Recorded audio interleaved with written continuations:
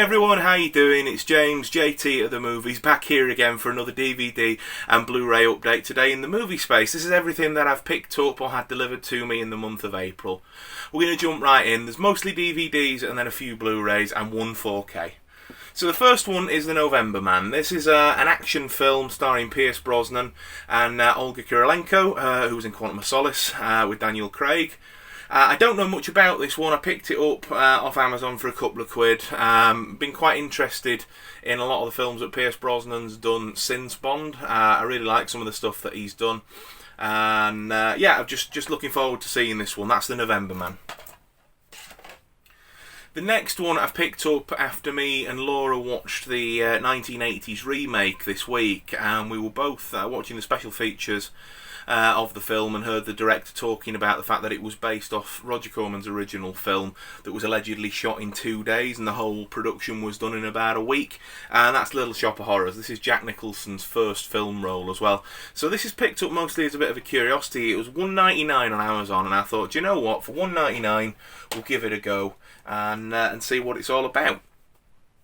This next one, so it's a Nicolas Cage film that's come straight to DVD, as is the one after actually. I am quite a big Nicolas Cage fan. I know he doesn't always put out the greatest work, but I pretty much enjoy everything that I've seen him in, to be fair. Now this one, I saw the trailer for on the Blu Ray for Predestination that me and Laura watched for the first time a couple of weeks ago, and was sold immediately on the trailer for this, and this is Dying of the Light. So Nick Cage plays Evan Lake, who is a CIA agent who 20 years ago had a run-in and was captured, kidnapped by a terrorist. Obviously managed to escape and return to his day job. The terrorist since believed dead, but Nick Cage gets intel that actually maybe he's alive and he wants to finish the job. But separately to that, Nicolas Cage also has frontal lobe dementia, and is being sort of forcibly retired from the CIA because ultimately he's going to start becoming a liability in as little as 3 years. So this is sort of like a one last ride sort of a movie. I really enjoyed it, you know.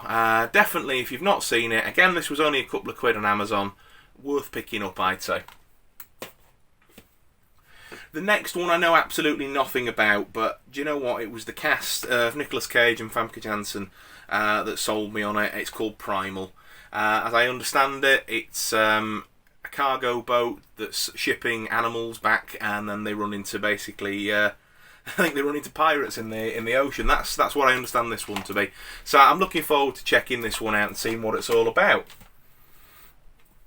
The next one's the last Nicolas Cage film, I promise. This is an older one, is this? I think this is a bit more of a comedy/drama. I don't really know much about it, other than that it's got Nick Cage in it. I think Michael Caine's in there too. Nicholas Hoult as well. Yeah, like I say, it's a bit of a comedy one from the early 2000s. I saw the trailer for it on the DVD of another one of his films when myself and my mate Phil did a Nicolas Cage marathon about a year ago. And I've been meaning to pick it up since. Haven't seen it anywhere. Saw it recommended on Amazon and thought, do you know what? Why not? It was cheap. So these next few are ones that I picked up actually just this Friday night gone in the local supermarket. Obviously went to go and get the week's groceries ahead and decided I'd have a look down the media aisle and see what they had to offer. In our local Tesco's they had a deal that was on, you know, £5 for a title or 2 for 8, and so I got a few titles on that. The first one, just to complete a trilogy, and because I've not seen it, I quite enjoyed the first two, was Johnny English Strikes Again. So it's the third Johnny English film. I know what I'm going to get with this. It's going to be silly slapstick comedy from Rowan Atkinson and co. Obviously taking off James Bond, Mission Impossible and the espionage spy genre. I'll check that out at some point in the coming weeks, and I'm looking forward to doing so. This next one is it's a horror film that I've heard great things about, but I don't really know much about it. I remember seeing the trailer in the cinema and being intrigued, and the trailer really didn't give anything away. And again, it was in this £5 or 2 for 8 deal, so I thought I would pick it up, and that is Midsummer. This next one is edited together from 2 of the DC animated films. They did the Death of Superman and I think it was the Reign of the Supermen. So this film is edited together from both of those, and if I'm understanding it correctly, and if not, let me know in the comments.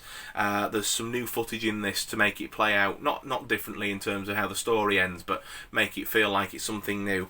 And it was again in that same deal that I've just mentioned. So that is the death and return of Superman. I'm interested to see it all play out as one long film. I quite enjoyed the two-parter, so that'll be interesting. So the next one was the last one I got on that deal. I've not seen it. I appreciate this is the 4th or 5th time this film's been remade, but obviously it's got a lot of buzz from, you know, obviously Lady Gaga's performance and Bradley Cooper. It's The Star Is Born. I look forward to checking it out. I don't actually mind the song that was the single from it, Shallow. This next one wasn't on the deal, but was in the supermarket as well, and I've been wanting to check it out for a while. I am quite a Laurel and Hardy fan, and I've heard really, really great things about this biopic, so there we go. That's Stan and Ollie. I'll be checking that out very soon. So, these next three are all sort of actually like sort of legal thrillers, or they've got that sort of a legal edge to them. So the first one is the Gingerbread Man, which has got Kenneth Branagh in it, Robert Downey Jr., Daryl Hannah, Robert Duvall, and yeah, it looks like a really, really interesting one. It's got good views. Good reviews, sorry. And yeah, so the write-up on IMDb intrigued me to get that one. The same with this one, Shadow of Doubt, with Tom Berenger and Melanie Griffith. I don't know much about this one other than it is a courtroom drama, but I am looking forward to checking it out. And then this next one was actually one that my friend recommended to me, one that he'd watched. It's got Daniel Day-Lewis, Emma Thompson, Pete Postlethwaite in it, and that is In the Name of the Father. So I've not actually seen this one before. I don't really know anything about it. I ordered it off Amazon, and this DVD looks to be it's a European import. I couldn't tell you which country, but it's got an English language track on it and plays in region 2, so that's fine for me. So the last DVD before I jump into my Blu-rays is Dr. Sleep. So this is the long-awaited sequel to Stephen King's The Shining. I don't mind The Shining. I haven't seen it for a very, very long time.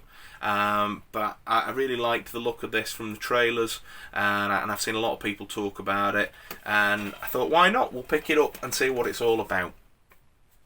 So the next ones are Blu-rays, and then there's one 4K in there, which I'll explain at the end. So the first one comes from Amazon, and it's from the Warner Archive label. Not readily available here in the UK, so I believe this has come from the United States. But it's the Batman the Animated Series continuation, Batman and Mr. Freeze, Sub-Zero. And for anybody who's familiar with that series, this sort of bridges the gap between Batman the Animated Series and the new Batman Adventures starting. That's where it takes place in the timeline, at least, anyway. A film that I'm going to be watching pretty much after I've shot this video, and that is Guy Ritchie's new film, The Gentleman. Lots of friends have recommended this to me. I've seen fantastic reviews online, and I can't wait to watch it. I think was it Big Paulie that said in his video that it sort of completes an unofficial trilogy of Lock, Stock, Snatch, and then that for Guy Ritchie making his gangster films. So, penultimate title for this month's pickup. I've watched a lot of videos recently here on YouTube. I've always been a big fan of the movie community on YouTube, and in the last sort of 6 weeks or so is when I would say I've really launched my channel and started trying to make, you know, videos talking about films and sort of movie marathons that myself and my partner have done. You know, videos just sat here against the backdrop talking about film or doing updates or whatever. And one particular channel amongst many that sort of inspired me to give this a go is a chap called Elliot Cohen. And he's talked in his videos about filmmaker Ingmar Bergman, who I'll be totally honest with, I wasn't overly familiar with until I really started delving into the whole YouTube movie community anyway. I was familiar with this next film as a Max von Sydow film, but wasn't aware until looking into it that it was one of Ingmar Bergman's works. So I picked this up. Now I couldn't get a hold of a Criterion copy. I don't have a multi-region player.